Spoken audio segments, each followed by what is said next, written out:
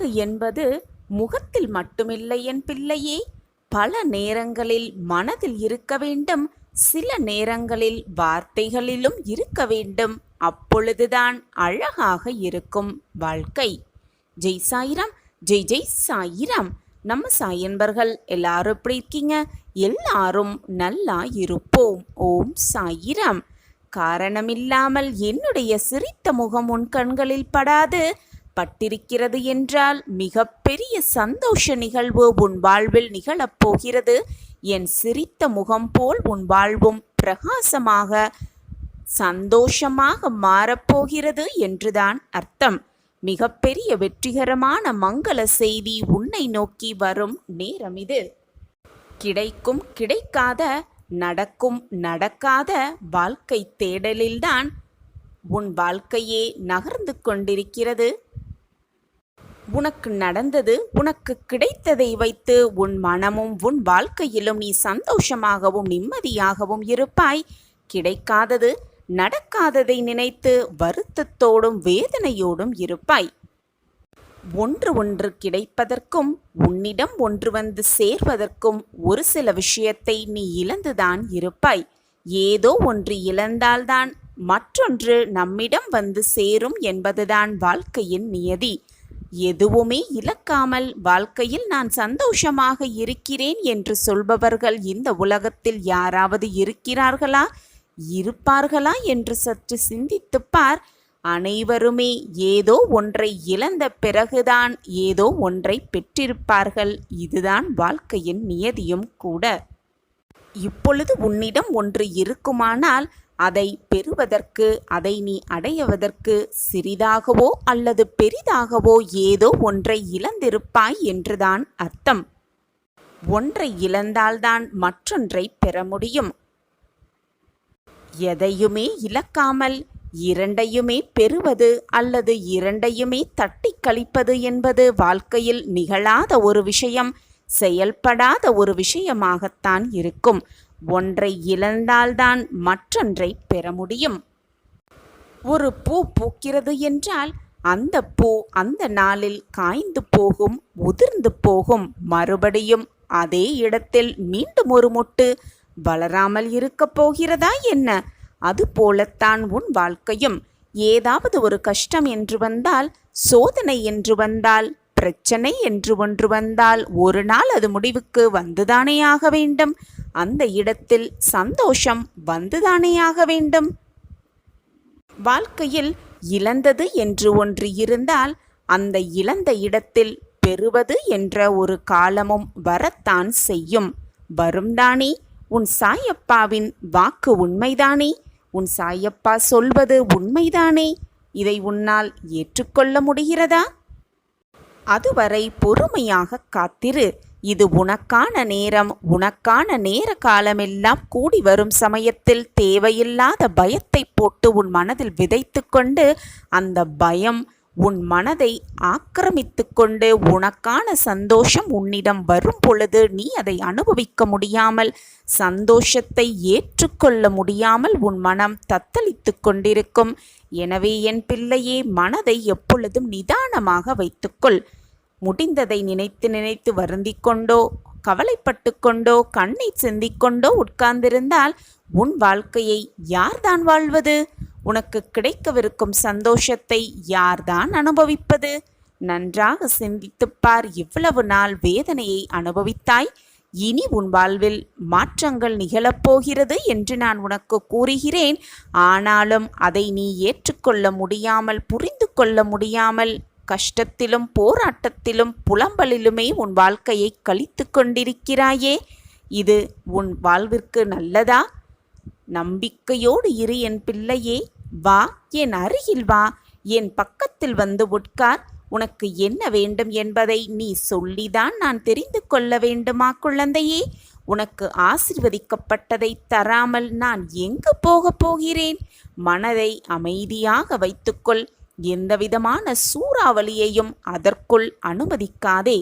இந்த நிலை வெகு விரைவில் மாறி உனக்கு வெற்றி கிட்டும். நான் கூறுவது எதுவும் இதுவரை உன் வாழ்வில் நடக்காமல் இருந்துள்ளதா? நன்றாக சிந்தித்துப் பார். என் வாழ்க்கை எப்பொழுதுமே பொய்யாகாது. அப்படியென்றால் இப்போது மட்டும் ஏன் இந்த கலக்கம் உன் மனதில்? பிறக்கப் போகும் புது வாழ்வு உன் வாழ்வில் புது அத்தியாயத்தை உண்டாக்கும் என்ற நம்பிக்கையோடு இரு. காரணமில்லாமல் எதுவுமே நடக்காது. காரணமில்லாமல் என்னுடைய சிரித்த முகம் உன் கண்களில் பட்டிருக்காது. பட்டிருக்கிறது என்றாலே என்னுடைய ஆசிர்வாதத்தை முழுமையாக பெறப்போகிறாய். என்னை பரிபூர்வமாக நம்பு. உன்னுடைய உழைப்பும் உன்னுடைய முயற்சியும் உண்மைதான். நான் அனைத்தையும் பார்த்து கொண்டுதான் இருக்கிறேன். ஆனால் அந்த வெற்றி என்னும் அழகிய மலரை பறிக்க நீ சில முட்களிடம் காயப்பட்டுதான் ஆக வேண்டும். காயப்படுகிறதே என்று நீ அப்படியே முயற்சி செய்தாமல் இருந்துவிட்டால் வெற்றி என்னும் அழகிய மலரை உன்னால் பறிக்கவும் முடியாது, ரசிக்கவும் முடியாது. சில முட்கள் காயப்படுத்தத்தான் செய்யும், வலி இருக்கத்தான் செய்யும். வலிகளையும் வேதனைகளையும் போராட்டங்களையும் தூர எறிந்தால்தான், அதை தைரியமாக எதிர்கொண்டால்தான் மேலே இருக்கும் அழகிய மலரை உன்னால் ரசித்து அதனோடு வாழ முடியும், அதை அனுபவிக்கவும் முடியும். எது நடக்கும் என்று நீ நம்புகிறாயோ அது நிச்சயமாக நாளை உன் வாழ்க்கையில் நடந்தே தீரும். மனதளவில் தைரியமாக இருக்க பழகிக்கொண்டாலே போதும், வெளிச்சம் மிக தெளிவாக கண்களுக்கு தெரியும். மனதளவில் தைரியமாகவும் நம்பிக்கையாகவும் நீ எடுத்து வைக்கும் ஒவ்வொரு அடியும் நிச்சயமாக உன் வாழ்க்கையில் கோபுரத்தில் கொண்டு போய் சேர்க்கும். அந்த வழியில் எந்த தடங்கல்கள் வந்தாலும் தடைகள் வந்தாலும் அதை துடைத்து எறிந்து வீர நடை போட்டுக்கொண்டே இரு. உனக்கு துணையாக எப்பொழுதும் நான் உன் அருகிலேயே 8 திக்கிலும் இருந்து உன்னை பாதுகாத்து கொண்டே இருப்பேன். என்ன முடிவு எடுக்க வேண்டுமோ, உன் வாழ்க்கைக்கு எது நல்லதோ அதை சிந்தித்து அந்த முடிவை தீர்க்கமாக உடனே எடுத்துவிடு. அந்த முடிவு தவறான முடிவாக இருக்கும் பட்சத்தில் அதை மாற்றி எழுதுவேன் உன் சாயிநாதா. எத்தனை காலத்திற்குத்தான் இப்படி கவலையோடும் வேதனையோடும் உன் வாழ்க்கையை கழிப்பாய்? மகிழ்ச்சியையும் உற்சாகத்தையும் உன் மனதில் தைரியமாக வளர்த்துக்கொள். எது வந்தாலும் பார்த்து விடலாம், எது நடந்தாலும் ஜெயித்து விடலாம் என்ற நம்பிக்கை உன் மனதில் வளர்த்து கொண்டே இரு. ஓடிக்கொண்டே இரு, போராடிக்கொண்டே இரு. வாழ்க்கையில் நிச்சயமாக வெற்றியை காணலாம், வென்றே காட்டலாம். திடீரென்று நம்பவே முடியாத நேரத்தில் ஒரு திருப்பம் வரும். அதுவரை சோர்ந்து போகாமல் தைரியமாக இருக்க பழகு. உன் வாழ்க்கையில் நீ நினைப்பதற்கு மேலாக அனைத்தையும் முடித்து காட்ட உன் சாயப்பா உன்னோடு இருக்கும் வரை தேவையில்லாத பயமோ குழப்பமோ உன் மனதிற்குள் இருக்கவே வேண்டாம். உன் முகம் மலரத்தான் போகிறது. நம் வாழ்க்கையில் இதுவெல்லாம் நடக்க வேண்டும் என்று நீ எதை நினைத்து வருந்தி கொண்டும் ஏங்கிக் கொண்டும் இருந்தாயோ அது எல்லாம் உன் வாழ்வில் நடப்பதற்கான சூழ்நிலை ஆரம்பித்துவிட்டது. உனக்கான நல்ல நேரமெல்லாம் கூடி வந்திருக்கிறது. எது நடந்தாலும் சோர்வடைந்து விடாதே. வாழ்க்கை என்பது என்ன தெரியுமா? நீ எதிர்பார்க்காத நேரத்தில் பல திருப்பங்களை உனக்குள் கொண்டு வருவதுதான் வாழ்க்கை. வசந்த காலம் உனக்காகவே காத்திருக்கிறது.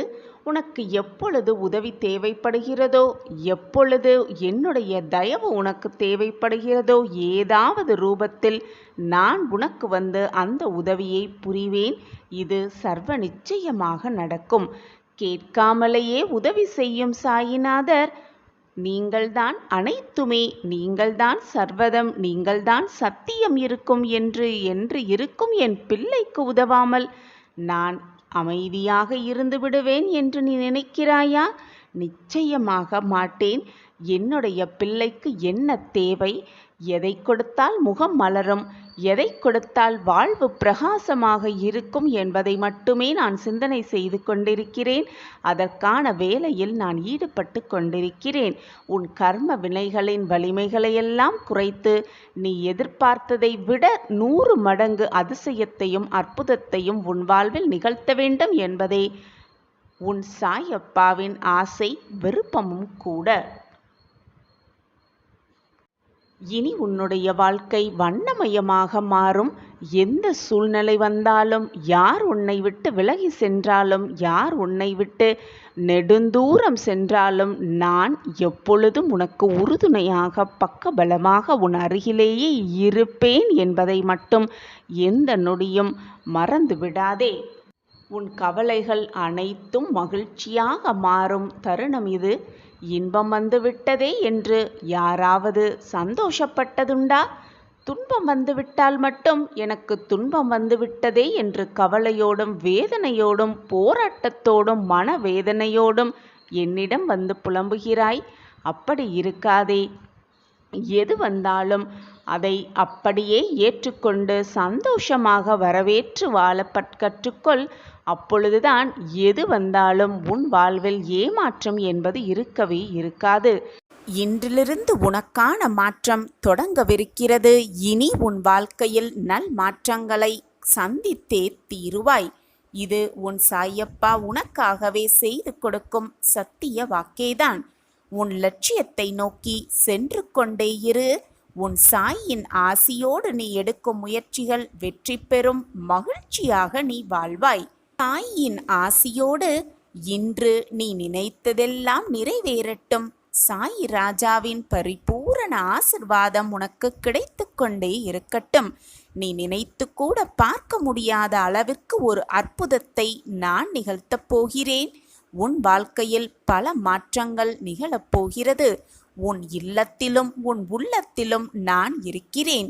இனி உனக்கு எந்த குறையும் இருக்காது. இருக்கவும் நான் விடமாட்டேன். உன் கடமையை செய்து கொண்டே இரு. நடப்பது எல்லாம் நன்மையாகவே நடக்கும். உன் பல நாள் கவலை ஒரு முடிவுக்கு வந்துவிட்டது என் பிள்ளையே.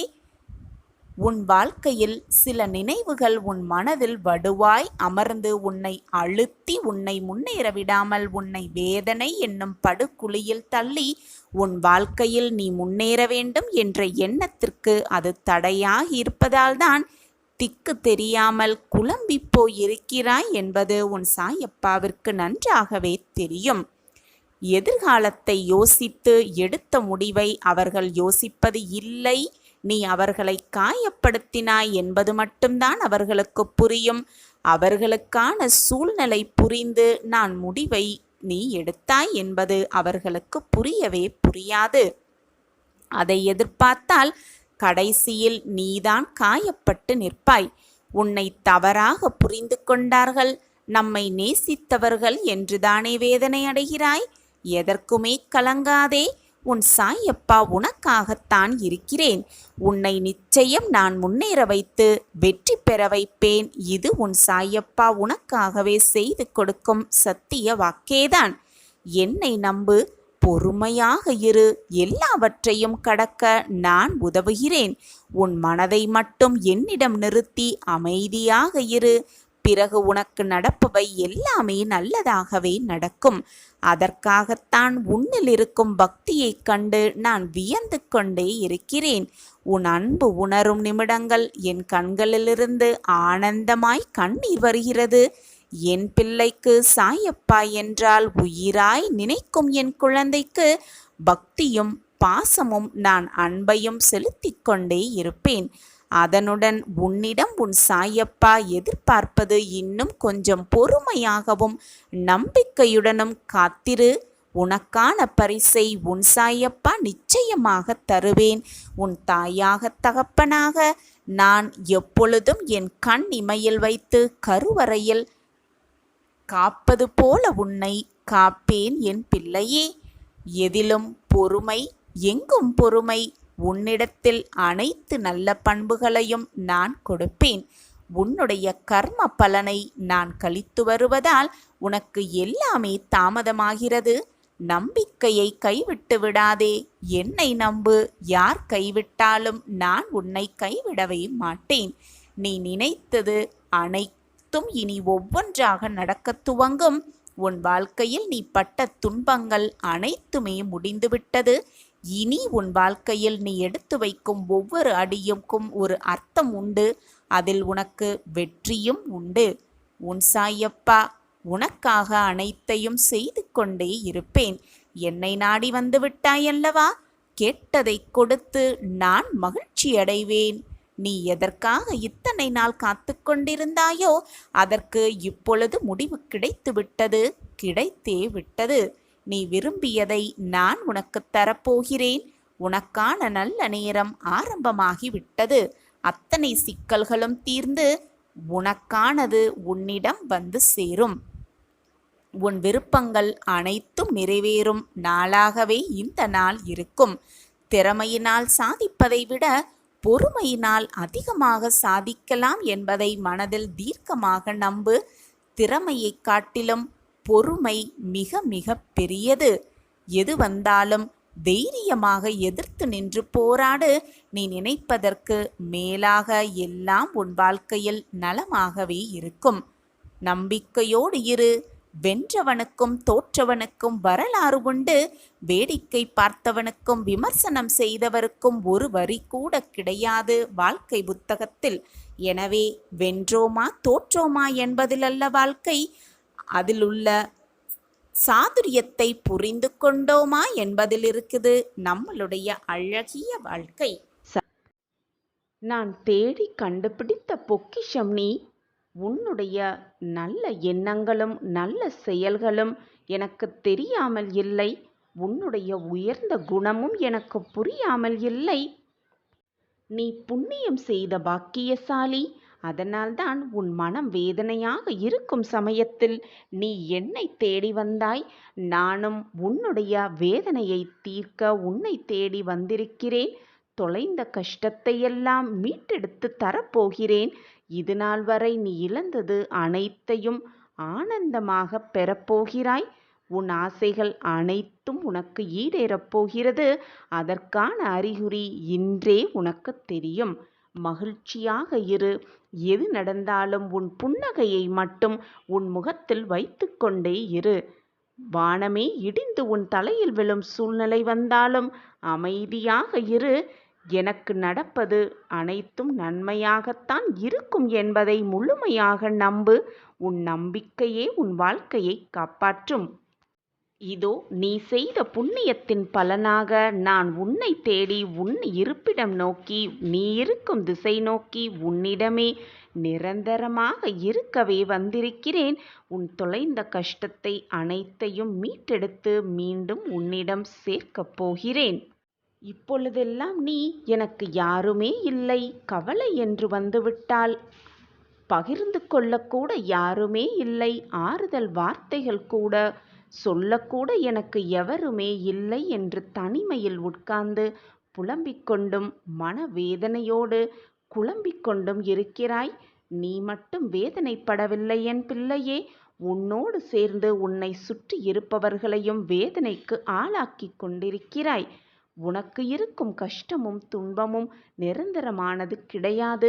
எப்பொழுதுமே என்னால் முடியும், அனைத்தையும் நான் பார்த்து கொள்வேன் என்ற தன்னம்பிக்கை வார்த்தைகளை உன் மனதிற்குள் சொல்லிக்கொண்டே இருந்தால் போதும்.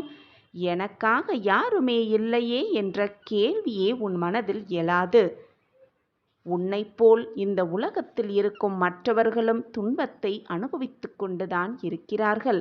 அவரவர் செய்த கர்ம வினைகளின்படி அவரவர் இன்பத் துன்பத்தை அனுபவித்துதான் ஆக வேண்டும்.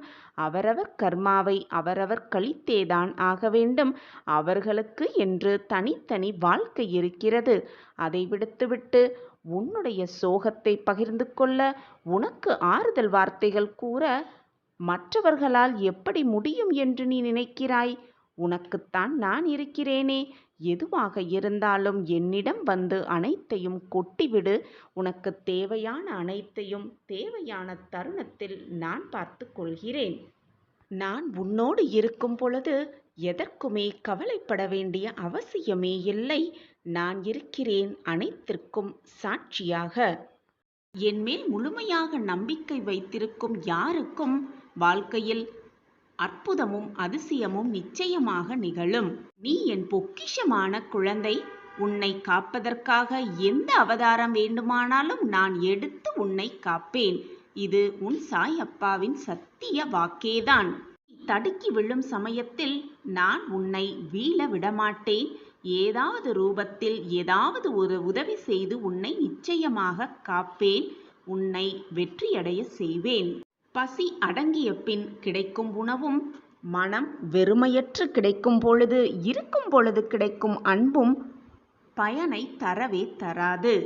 ஏதாவது தவறு செய்துவிட்டு அந்த குற்றத்தை நினைத்து நினைத்து வருந்தும் பொழுதுதான் ஒரு மனிதன் மனிதனாக அவதாரம் எடுக்கிறான். அந்த மனிதனின் மனத்தை பற்றியும் புரிந்து கொள்ள அவனால் முடிகிறது. ஏதாவது தவறு செய்தால் நம் மனசாட்சி என்னும் குற்ற உணர்வே நம்மை கொன்றுவிடும் என்ற பயம் எல்லோரிடமும் இருந்தால் யாருமே குற்றம் செய்ய நினைக்கக்கூட மாட்டார்கள். கடவுளால் அவர்களின் வாழ்க்கை நிச்சயமாக நிறைவடையும். உன் அப்பாவாக அம்மாவாக அனைத்துமாக எப்பொழுதும் உன் சாயிநாதர் உனக்கு துணையிருப்பேன். நீ தடுக்கி விழும் சமயத்தில் உன்னை தூக்கிவிடும் தோழனாக, உன் தாயாக தகப்பனாக அனைத்துமாக நான் இருக்கும் பொழுது நீ தவறான பாதையில் எப்படி செல்வாய்? உரிமையில்லாத உறவும், உண்மையில்லாத அன்பும், நேர்மையில்லாத நட்பும், அது மட்டும் அல்லாமல் நம்பிக்கை இல்லாத வாழ்க்கையும் எப்பொழுதுமே நிரந்தரமே இல்லை என் குழந்தையே.